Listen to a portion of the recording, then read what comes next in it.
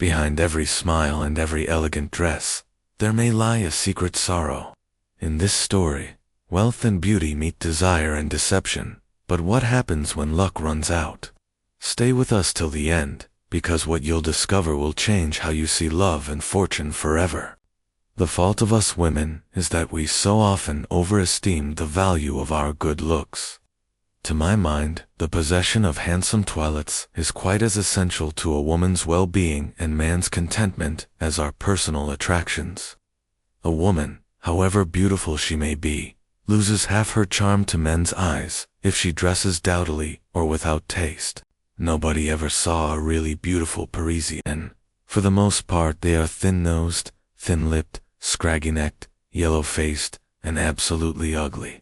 Yet, are they not, merely by reason of their chic in dress, the most attractive women in the world? I know that many will dissent from this estimate, but as my mirror tells me that I have a face more than commonly handsome, and as dozens of men have further endorsed the mute evidence of my toilet glass, I can only confess that all my success and all my harmless flirtations have had their commencements in the attraction exercised by the dainty creations of my couturier. We hear much complaining among women that there are not a sufficient number of nice men to go round. But, after all, the woman who knows how to dress need have no lack of offers of marriage. American women can always be distinguished from the English, and it is certain that to their quiet smartness in frills and furbelows, their success in the marriage mart is due. Yes, there was no doubt that Reggie Thorne admired me. I had suspected it on the night when we had waltzed together at the Pendamins, and afterwards gossiped together over Isis. But with a woman, dance flirtations are soon forgotten, and, truth to tell, I had forgotten him until our sudden and unexpected meeting. "What awfully good luck we've met Gerald and Reggie," Ulrika said, when half an hour later we were seated together in the privacy of our sitting room. Gerald, poor boy, was always a bit gone on me in Washington. And as for Reggie, well, he'll make an excellent cavalier for you, even if Mother Grundy is dead and buried. It isn't very respectable to be constantly trotting over to Monte Carlo without male escort. You mean that there'll be a couple of useful males, eh? Certainly. Their advent is quite providential. Some of Gerald's luck at the table may be reflected upon us. I should dearly like to make my expenses at Monte. So should I? There's no reason why we shouldn't, she went on confidently. I know quite a lot of people who've won enough to pay for the whole trip to Europe. Reggie has money, hasn't he? Of course. The old man was on Wall Street and died very comfortably off. All of it went to Reggie, with an annuity to his mother. Of course, he's spent a good deal since. A man doesn't live in Washington, as he does, drive tandem, and all that sort of thing, on nothing a year. That's quite possible, my dear Carmela, she answered. But one's position might be a good deal worse than the only son of a millionaire. Old Benjamin is eccentric. I've met the old buffer several times. He's addicted to my pet abomination in a man paper collars. Then you'll take Gerald as your cavalier, and a lot, Reggie, to me. I laughed. Yes. I'm self-sacrificing, am I not? She was in high spirits, for she had long ago fascinated Gerald Keppel, and now intended to make use of him as her escort to that palace of delight which somebody has suggested might be known by the sign of the 7 sins. Ulrika was a typical woman of the up-to-date type, pretty, with soft, wavy chestnut hair, and a pair of brown eyes that had attracted a host of men who had bowed down and worshipped at her shrine.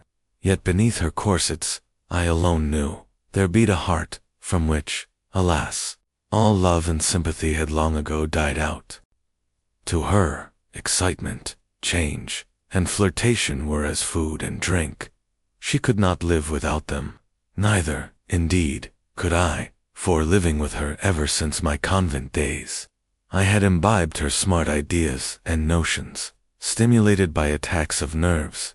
A few days later, having lunched with Reggie and Gerald at the Grand Hotel, we went over to Monte Carlo by the 2 o'clock Yellow Express. Reader, you probably know the panorama of the Riviera, that stretch of azure sky, azure sea, of golden coasts, Purple hills, fringed with olive and pine, rose and geranium, running riot over hedge and hollow. Oranges golden, and flowers white upon the same branch.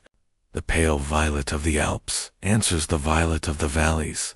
White and gold marguerites spangle the hillside, where the old rock village of S is perched above. White and gold villas dot the wayside. And white and gold are the decoration of that casino wherein is centered all the human vices painted tastefully in white and gold. The sign of the 7 sins. When I entered for the first time that wild, turbulent, close-smelling salle d'argent, where the croupiers were crying in those mechanical, strident tones, Messieurs, faites vos jeux, and uttering in warning voice, Renée, va+. I gazed around me bewildered. Who were those grabbing crowds of smartly dressed people grouped around the tables? Were they actually civilized beings, beings who had loved, suffered, and lived, as I had loved, suffered, and lived? How beautiful it was outside in that gay little place, with the red Hungarian band playing on the terrace of the Café de Paris, and half the Grande Monde of Europe lounging about and chattering. How enchanting was the grim dog's head, as a fitting background, in dark purple, against the winter sunset. The old bronze Grimaldi rock, rising sheer from the turquoise sea, surmounted by the white tower of Monaco, and the castellated walls of the palace. To the right, Villefranche and San Juan, shining in topaz and amber. The Estorils as a necklace of radiant jewels, while to the left, Bordighera was lying at the base of its neck, like a pearl at a fair throat. And beyond there was Italy, my own fair Italy. Out in that flower-scented limpid air, earth was a paradise. Within those stifling gilt saloons, where the light of day was tempered by the thick curtains, and the clink of gold mingled with the dull hum of the avaricious crowd.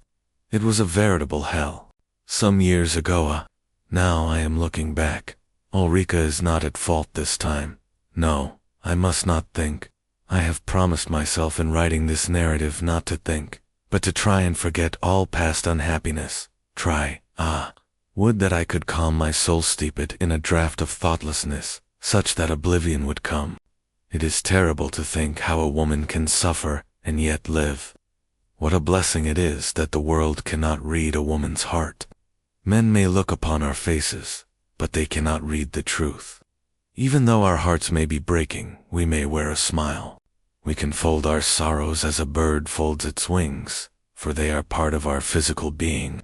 We can hide our grief so completely that none can know the burden upon us. Endurance, resistance, patience, suffering, all are, alas, a woman's heritage. Even in the few years I have lived, I have had my share of them all. I stood bewildered, watching the revolving red and black roulette wheel, and the eager crowd of faces around it. Vent rouge, pair, et pass, the croupier cried, and a couple of louis, which Ulrica had placed on the last dozen, were swept away with the silver notes and gold to swell the bank.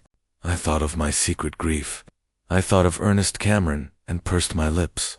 The old Tuscan proverb which the nuns in Florence had taught me so long ago was very true. Amor non essenza. The millionaire's son, at my elbow, was explaining to me how the game was played, but I was paying no attention. I only remembered the man I had once loved, the man whose slave I was, the man whom I had forgiven, even though he had left me so cruelly. Only 3 things could make life to me worth living: the sight of his face, the sound of his voice, the touch of his lips. But they could never be, alas. We were parted forever, forever. Now, play this time, I heard Reggie beside me exclaim. Where? I inquired mechanically, his voice awakening me to a sense of my surroundings. On the line, there between the numbers 9 and 12. I took a louis from my purse, and with the rake, carelessly pushed it upon the line he had indicated. Then I turned to talk with Gerald. Renée, va+, cried the croupier. 100 necks were craned to watch the result. The ball fell with a final click into one of the little spaces upon the wheel. Nerf, rouge, impair, et manque. You've won, my dear, cried Ulrica excitedly, and in a few moments Reggie, who raked up my winnings, gave me quite a handful of gold. "There now," he said, laughing, "you've made your first coup. Try again." I crammed the gold into my purse, but it would not hold it all. The 3 louis which would not go in, I held in indecision in my hand. "Play on the Tresdick suite this time," urged Reggie, and I obeyed him blindly. The number 18 came up, therefore I again received another little handful of gold. I knew that many envious eyes were cast in my direction, and to me, the excitement of winning was an entirely new sensation. Ulrika fancied the last dozen, and I placed 5 louis upon it, winning a third time, having won 800 francs in 3 turns of the wheel. I began to think roulette not such wearying fun as I had once believed it to be. I wanted to continue playing, but the others prevented me. They knew too well that the bank at Monte Carlo only lends its money to the players. With Reggie at my side, I went out and strolled through those beautiful gardens beside the sea, watched the pigeon shooting, and afterwards sat on the terrace of the Café de Paris and enjoyed the brilliant sundown.